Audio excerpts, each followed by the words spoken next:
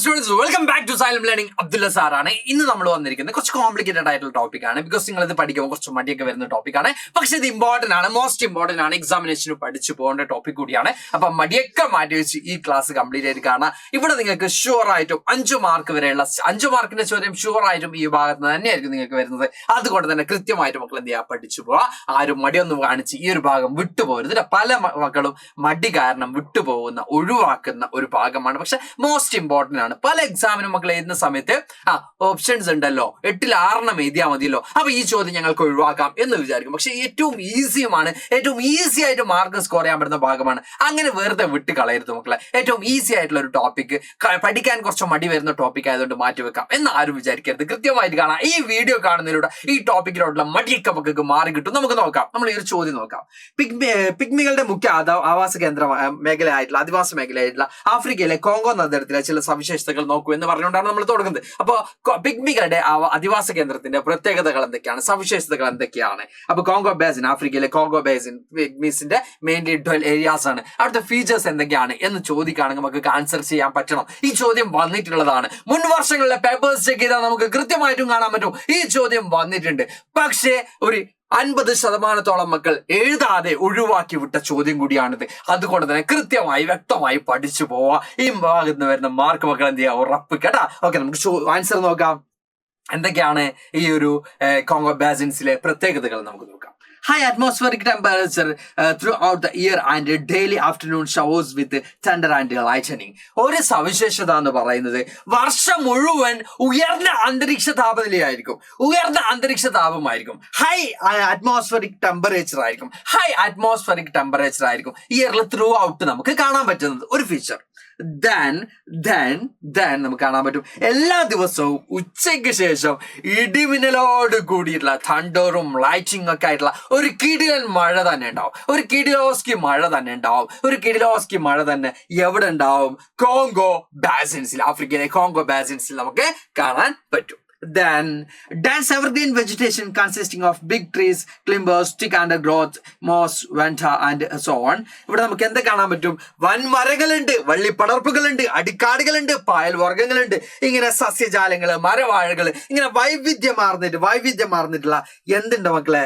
വൈവിധ്യമാർന്നിട്ടുള്ള ചെടികളും മരങ്ങളും ഒക്കെ ഉണ്ട്. അല്ലെങ്കിൽ വ്യത്യസ്തമായിട്ടുള്ള സസ്യജാലങ്ങളൊക്കെ എവിടെ ഉണ്ട്? ഈ റീജിയനിൽ നമുക്ക്, ഈ പ്രദേശത്ത് നമുക്ക് കാണാൻ പറ്റുന്നുണ്ട്.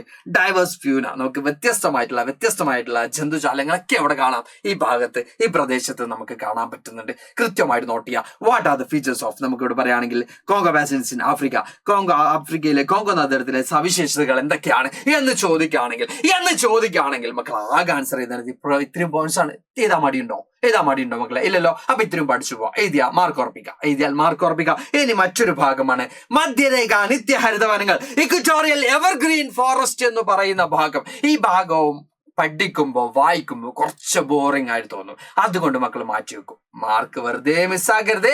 സിമ്പിൾ ആയിട്ട് പഠിച്ചെടുക്കാൻ പറ്റുന്ന ഭാഗം തന്നെയാണ് ഇതും. നമുക്ക് നോക്കാം. ഇവിടുത്തെ പ്രധാനപ്പെട്ട മരങ്ങളാണ് മഹാഗണി, എബണി, റോസ്വുഡ്. ഏതൊക്കെയാണ് മക്കളെ? മഹാഗണി ഉണ്ട്, എബണി ഉണ്ട്, റോസ്വുഡ് ഉണ്ട്. മഹാഗണി, എബണി, റോസ്വുഡ് ഒക്കെയാണ് എവിടുത്തെ പ്രധാനപ്പെട്ട മരങ്ങൾ എന്ന് പറയുന്നത്. മധ്യരേഖ നിത്യഹരിത വനങ്ങളിലെ പ്രധാനപ്പെട്ട കാഠിന്യമേറിയ മരങ്ങൾ നമുക്ക് കാണാൻ പറ്റും.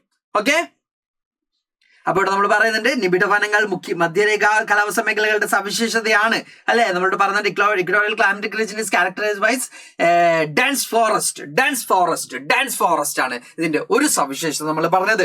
ഇനി നമുക്ക് കാണാൻ പറ്റും മഴയും സൂര്യപ്രകാശവും ലഭിക്കുന്നതിനാൽ ഈ വനങ്ങളിലെ മരങ്ങൾ ഇല പൊഴിക്കാറില്ല. മഴയും സൂര്യപ്രകാശവും ലഭിക്കുന്നതുകൊണ്ട് തന്നെ the trees in the forest do not shed their leaves owing to high atmospheric temperature and copious rainfall. മഴയുണ്ട്, ആവശ്യത്തിന് ടെമ്പറേച്ചർ ഉണ്ട്. അപ്പൊ അവരെന്താക്കാറില്ല? ഇല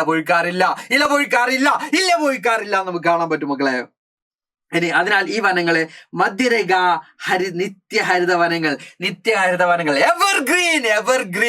എവർഗ്രീൻ ഫോറസ്റ്റ്, നിത്യഹരിത നായകൻ എന്നൊക്കെ പറയുന്ന കേട്ടിട്ടില്ലേ? എപ്പോഴും നല്ല മൊഞ്ചോട് കൂടി, എപ്പോഴും മെയിൻ സ്ട്രീമിൽ എപ്പോഴും തിളങ്ങി നിൽക്കും. അപ്പൊ നിത്യഹരിത നായകൻ എന്നൊക്കെ പറയും. അതുപോലെ തന്നെ ഈ മരങ്ങളിൽ നിന്നും എന്ത് കൊഴിഞ്ഞു പോകാറില്ല, ഇല പൊഴിക്കാറില്ല, എപ്പോഴും കവേർഡ് ആയിരിക്കും. അതുകൊണ്ട് തന്നെ നിത്യഹരിത സൂപ്പർ സ്റ്റാർ, നിത്യഹരിത ഫോറസ്റ്റ്. അല്ലെങ്കിൽ നിത്യഹരിത വനങ്ങൾ, അല്ലെങ്കിൽ ഇക്വറ്റോറിയൽ എവർഗ്രീൻ ഫോറസ്റ്റ്. ഒരു സിനിമയിൽ നായകനൊക്കെ വരുവാണെങ്കിൽ അല്ലെ, എവർഗ്രീൻ സൂപ്പർ സ്റ്റാർ എന്നൊക്കെ പറയുന്ന പോലെ തന്നെ ഇക്വറ്റോറിയലിലെ എപ്പോഴത്തെയും സൂപ്പർ സ്റ്റാർ ആണ് ഈ വനങ്ങൾ എന്ന് നമുക്ക് കാണാൻ പറ്റും. ഇനി ഇവിടെ പറഞ്ഞതിന്റെ മധ്യരേഖ കാലാവസ്ഥ മേഖലയിൽ വനവിഭവ ശേഖരണം ഒരു പ്രധാനപ്പെട്ട ഉപജീവന മാർഗമാണ്. അവരുടെ മേജർ ഓക്യുപ്പേഷൻ എന്ന് പറയുന്നത് എന്താണ്? Collecting forest resources major livelihood. അവരുടെ പ്രധാനപ്പെട്ട ഓക്യുപ്പേഷൻ എന്ന് പറയുന്നത് എന്താണ്? ഫോറസ്റ്റ് റിസോഴ്സസ് കളക്ട് ചെയ്യുക എന്നുള്ളത് തന്നെയാണ് ഈ പ്രദേശത്തെ ആളുകളുടെ പ്രധാനപ്പെട്ട ഓക്യുപ്പേഷൻ എന്ന് നമുക്ക് എന്ത് ചെയ്യാൻ പറ്റും മക്കളെ? കാണാൻ പറ്റും. അപ്പൊ ഈ സവിശേഷതകളൊക്കെ മക്കള് സെറ്റാക്കി പഠിച്ചു വെച്ചോളി, മാർക്ക് ഉറപ്പിച്ചോളി. അപ്പൊ സെറ്റാക്കിക്കോളി. ഇതുപോലുള്ള വീഡിയോസ് ആയിട്ട് സാർ വീണ്ടും വരും. ആരും വെറിടാവണ്ട. ഇനിയും വരും. ഇനി നിങ്ങളുടെ കൂടെ തന്നെ സാർ ഉണ്ടാവുന്നതാണ്. എക്സാം കഴിഞ്ഞാലും സാർ നിങ്ങളുടെ കൂടെ തന്നെ ഉണ്ടാവുന്നതാണ്. അപ്പൊ നമുക്ക് വീണ്ടും കാണാം. Thank you all. ബൈ.